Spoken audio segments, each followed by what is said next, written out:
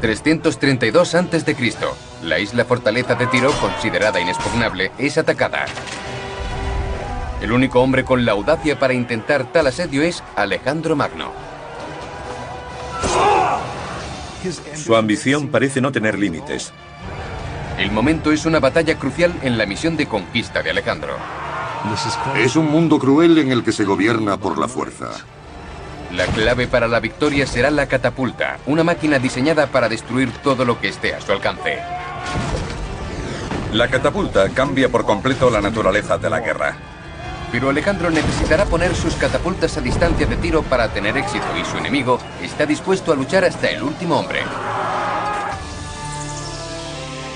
En la historia de la humanidad hay capítulos críticos en los que convergen un individuo audaz, una situación crucial y una innovación técnica. Una conjunción del hombre, el momento y la máquina. Alejandro Magno y la catapulta. Hola, soy Hunter Ellis. En el 332 a.C., Alejandro Magno está en plena campaña para conquistar el mundo. Ya gobierna toda Grecia, pero ahora pretende tomar el imperio persa. Cuando su ejército llega a la isla-ciudad de Tiro, Alejandro se enfrenta a un enemigo con una tremenda ventaja. Si quiere conquistar la ciudad, necesitará un ingenioso plan y un potente arsenal. Por suerte para él, cuenta con ambos. La catapulta es una herramienta esencial que ayudará a que Alejandro pase de valiente guerrero a soberano del mundo antiguo.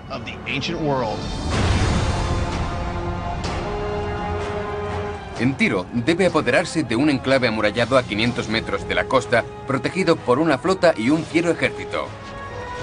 Para Alejandro es una batalla crítica en su conquista del mundo antiguo.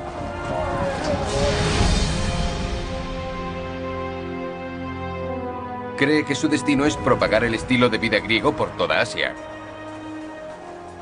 Los griegos han decidido que solo existen dos tipos de hombres, ellos y el resto. Y el resto es inferior. Tenían una palabra para designarlos: bárbaros. Durante cientos de años antes del nacimiento de Alejandro, los griegos defendieron ideas como el gobierno electo y la libertad individual.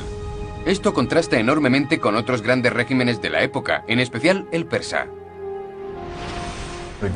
Los griegos piensan que en Persia todos son esclavos. Y en cierto modo lo son. No tienen derecho a la propiedad privada ni a expresarse libremente. Podría decirse que son esclavos del gran rey. El conflicto ideológico y bélico entre Persia y Grecia dura ya casi 200 años. En el 480 a.C., los persas invaden Grecia, destruyendo muchos lugares sagrados a su paso, incluida la Acrópolis de Atenas. Si algún pueblo los invadía, jamás lo olvidaban. Era algo que recordaban durante siglos. Las invasiones, las grandes batallas y las grandes derrotas. Siempre sintieron el impulso de atacar a los persas por lo que les habían hecho. Casi 150 años después, en el 336 a.C., un hombre emprende la venganza.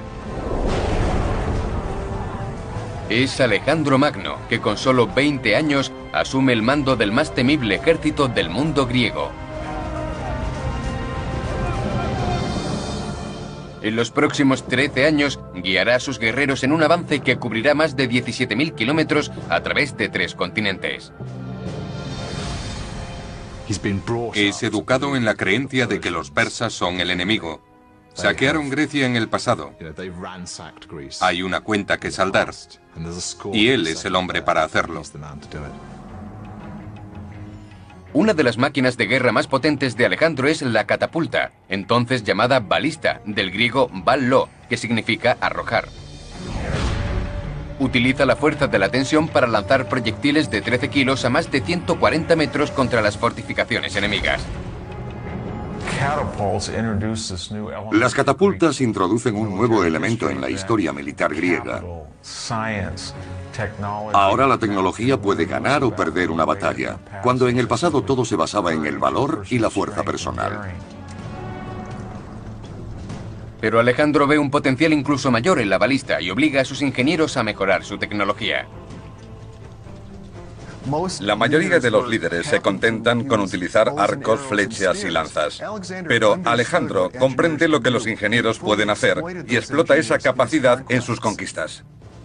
Sus ingenieros idean una forma nueva y más potente de disparar piedras y flechas, perfeccionando el uso de la torsión. Con la catapulta de torsión se lanzan piedras más grandes a mayor velocidad, causando más daño, y se emplea para derribar fortificaciones. Para demostrar la diferencia entre tensión y torsión, tenemos una maqueta de la catapulta de Alejandro. La tensión es como un tirachinas. Se tira del elástico donde se almacena la energía y se suelta. La torsión es diferente, porque toda la energía se almacena en estas cuerdas retorcidas de los extremos. Esto aporta mucha más potencia, y cuando tiro hacia atrás, puedo sentirla. Cuanto más se giran los haces, más potencia se obtiene, y son difíciles de sujetar. Suelto. Catapulta de torsión. Mayo, año 334 a.C. Alejandro cruza el Helesponto, la masa de agua que separa Europa de Asia. Está decidido a derrotar al poderoso rey persa Darío III. En noviembre del año siguiente, Darío lleva su ejército hasta la ciudad costera de Isos para detener el avance del macedonio.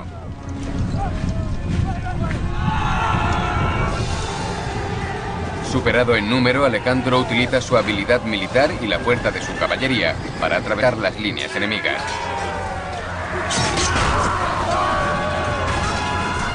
Rodeado y con sus generales muertos en combate, Darío es presa del pánico y huye. Pero en vez de perseguirlo y derrotar a su ejército, Alejandro se dirige al sur, hacia Egipto, para asegurar su flanco. Es absolutamente clave. Está en el borde oeste del Imperio Persa. Nadie puede conquistar Persia sin conquistar antes Egipto. Alejandro sabe que para la derrota total de Darío y su imperio, debe destruir su poderosa flota. Su estrategia llevará a su ejército por la costa mediterránea para tomar las principales bases navales persas, en la actual Turquía y Oriente Próximo. Prácticamente ha disuelto su propia flota y decide conquistar las bases navales persas por tierra. Alejandro no encuentra resistencia en su avance. Con facilidad se hace con el control de las ciudades costeras fenicias aliadas de los persas. Aradus, Biblos, Sidón, todas ellas le dan la bienvenida y se ponen de su lado, abandonando a los persas. Probablemente Alejandro esperaba lo mismo de Tiro. Pero la isla-ciudad de Tiro, la mayor potencia fenicia, con una población de al menos 40.000 habitantes, es otra historia. Al principio, el hijo del rey y algunos nobles dan la bienvenida a Alejandro. Pero cuando éste les pide orar en su templo de Heracles, es rechazado. Se trata de una cuestión de principios. Ellos no quieren que ofrezca sacrificios a su dios en la isla, y eso lo enfurece.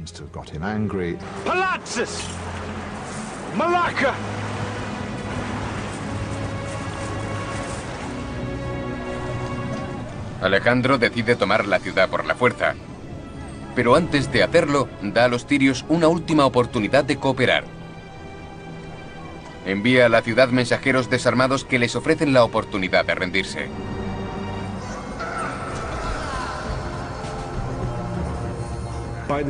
Llegados a este punto, los tirios ya habían decidido que sería todo o nada.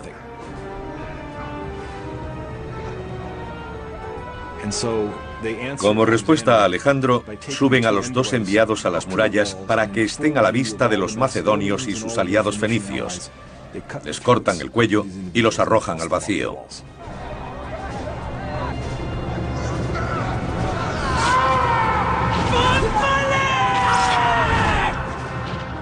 Es una dura respuesta que no es bien recibida por el griego.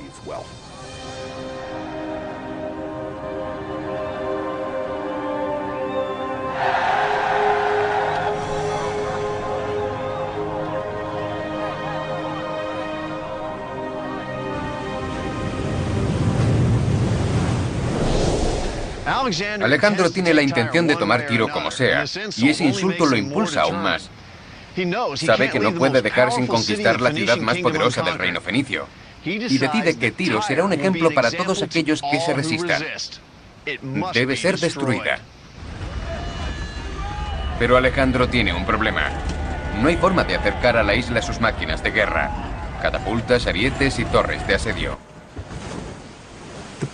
Los tirios se sienten muy confiados, ya que nadie había conseguido conquistarlos hasta el momento. La isla se encuentra a unos 500 metros de la costa, separada por un profundo canal. En la isla tienen un manantial de agua dulce y abundante abastecimiento de comida, y los soldados tirios están tan preparados y son tan valientes como las tropas macedonias de Alejandro. Los tirios parecen contar con todas las ventajas, y para Alejandro hay muchos otros obstáculos. Un muro impenetrable de 6 metros de grosor en su base rodea toda la isla. Se dice que la muralla medía 45 metros de altura y era enormemente gruesa. Tenía almenas y estaba reforzada estructural y tácticamente por torres de disparo. A lo largo de todo el muro, las torres tenían la capacidad de albergar catapultas. Así que debieron sentirse sobrecogidos al observar todo eso desde la costa. Alejandro no tiene flota para alcanzar Tiro, y se enfrenta a un formidable enemigo con más de 10.000 guerreros. Esta podría ser su batalla más sangrienta.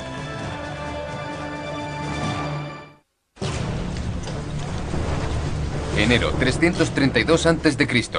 Un guerrero legendario está decidido a llevar a cabo la tarea que tiene por delante.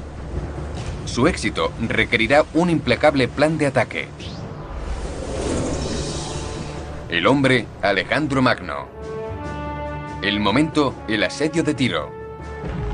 La máquina, la catapulta de torsión.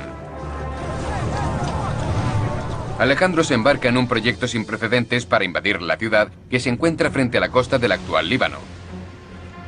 Su estrategia, unir la isla con el continente.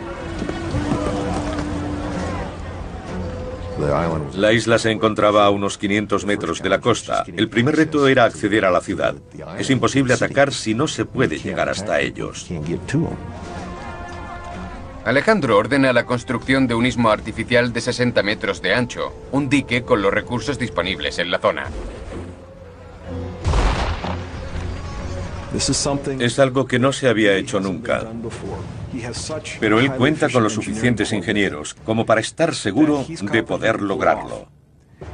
Lo que hace es utilizar los recursos de la zona en la que se encuentra.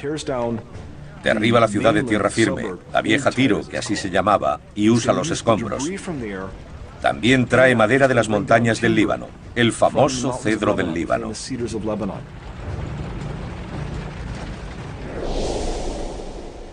El plan de Alejandro para derrotar a Tiro parece un reto inalcanzable, especialmente en el siglo IV a.C. Pero no hay que extrañarse de la determinación y confianza dada su trayectoria y su ambición.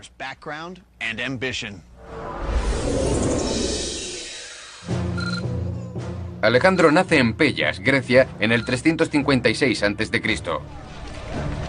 Su padre, Filipo II de Macedonia, es un guerrero visionario que recluta y entrena un cuerpo de soldados profesionales que forman el núcleo de su poder militar. Su ejército está diseñado para el sometimiento de pueblos enteros, la matanza de miles de personas o la ocupación de grandes territorios. El objetivo de Filipo es atacar al imperio persa y a su nuevo rey, Darío III. Se trata de un plan osado, teniendo en cuenta que el reino de Darío es 10 veces más grande que el de Filipo. La madre de Alejandro es Olimpia, una princesa del vecino Épiro. Está considerada una mística, y cuando nació Alejandro, muchos creyeron que había sido engendrado por el dios Zeus. A medida que crece, el joven combina el misticismo de su madre con la belicosidad de su padre. Sentía que había nacido para hacer grandes cosas y tenía todas las cualidades necesarias: carácter, carisma y previsión, además de un valor extremo. A medida que el imperio de su padre crece hasta abarcar más de 50.000 kilómetros cuadrados, Alejandro prevé una extensión mucho mayor de su propio poder. Filipo quería invadir Persia hasta llegar a Babilonia e integrarla en su imperio. Alejandro pensaba que podía superarlo con algo más global. Para cultivar la mente y el espíritu de Alejandro, Filipo llama a su viejo amigo de la niñez, Aristóteles, para que le enseñe ciencia, filosofía y matemáticas. Los 2 años de lecciones causan profundo impacto en Alejandro. En su campaña contra el imperio persa, guarda bajo la almohada junto a su daga el ejemplar de Aristóteles de la Ilíada. Alejandro se convertirá en una especie de rey filósofo que tiene ideas bastante grandiosas sobre cómo ser monarca. La ambición de Alejandro es algo que su padre utiliza en provecho propio. Durante la conquista de las ciudades-estado de Grecia en el 338 a.C., pone a su hijo al frente de las tropas en los combates. Con 18 años, Alejandro manda a hombres con el doble de edad y de experiencia. Aún así, se comporta como un verdadero héroe. Gran parte de los primeros éxitos de Alejandro se deben a las avanzadas tácticas de guerra de su padre.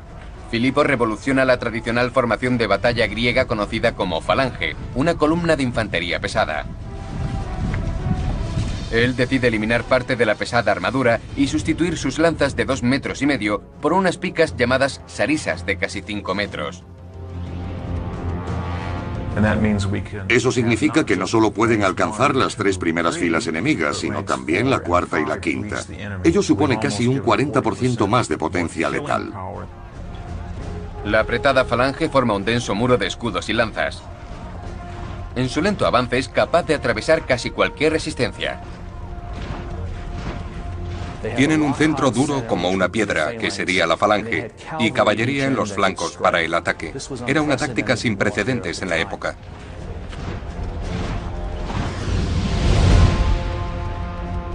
En los últimos años de adolescencia de Alejandro, Filipo y Olimpia se separan. Él se casa con otra mujer y se especula con que el hijo de ese segundo matrimonio podría heredar el trono. Filipo se embarca en una poligamia en serie. Con fines gubernamentales, se casa con varias mujeres. Alejandro está indignado ante cualquier intento de arrebatarle su derecho al trono. Él y Filipo mantienen una fuerte discusión y es obligado a abandonar Épiro con su madre. A partir de ese momento, surge la necesidad de un periodo de enfriamiento.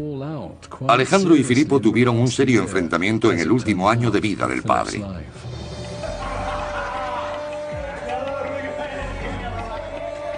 En el 336 a.C., cuando comienza la campaña contra Persia y Darío, Filipo está celebrando la boda de su hija y es asesinado en la fiesta.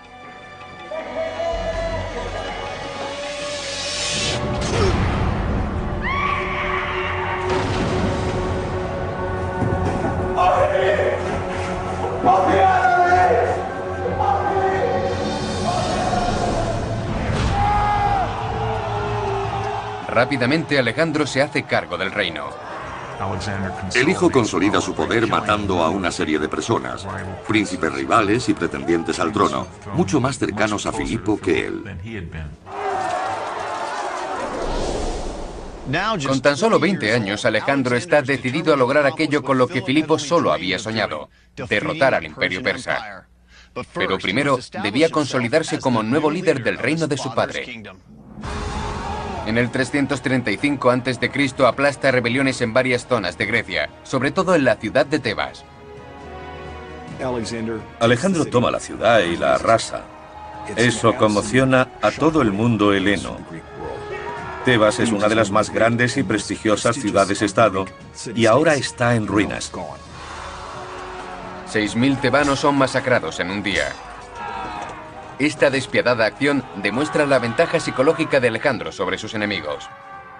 Era capaz de cualquier cosa.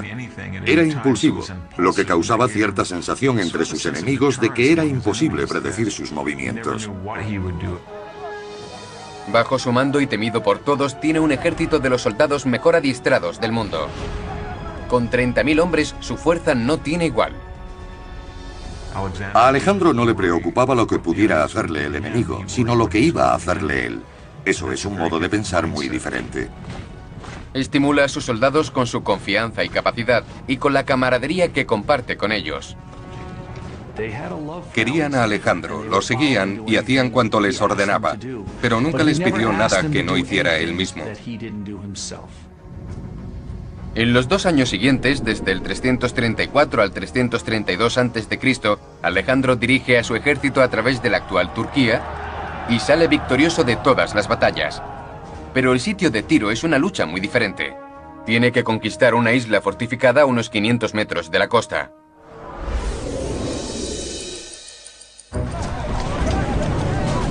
A finales de enero del 332 a.C., pocas semanas después de llegar a Tiro, Alejandro inicia la construcción de un istmo para unir la isla con el continente. La realización del muelle será un proyecto inmenso y complejo. El proceso de construcción implicaba idear un modo de contener la tierra vertida para que no se extendiera por el fondo marino. Los ingenieros de Alejandro dieron con una solución extraordinaria para reforzar ambos lados de la escollera. Se clavan en el lecho marino 2 filas de estacas para crear una barrera sólida que contenga las toneladas de tierra y árboles.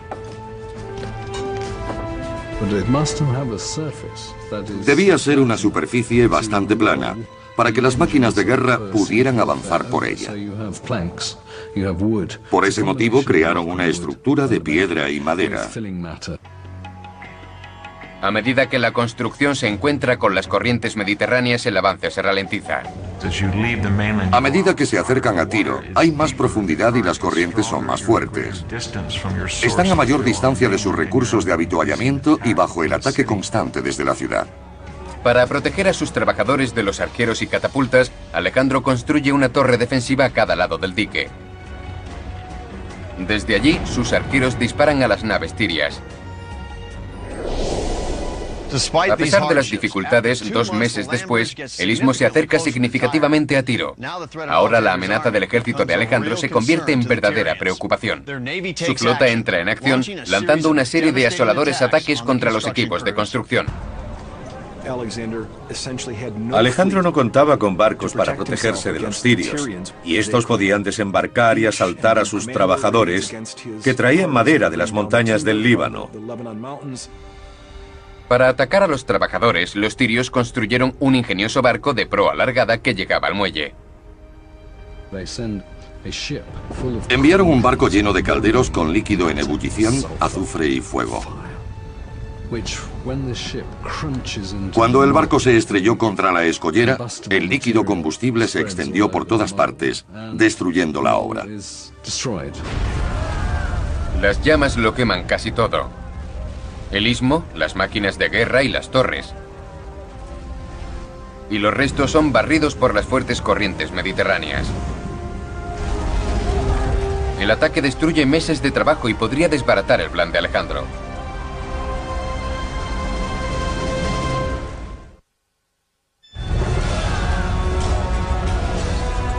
Marzo del 300.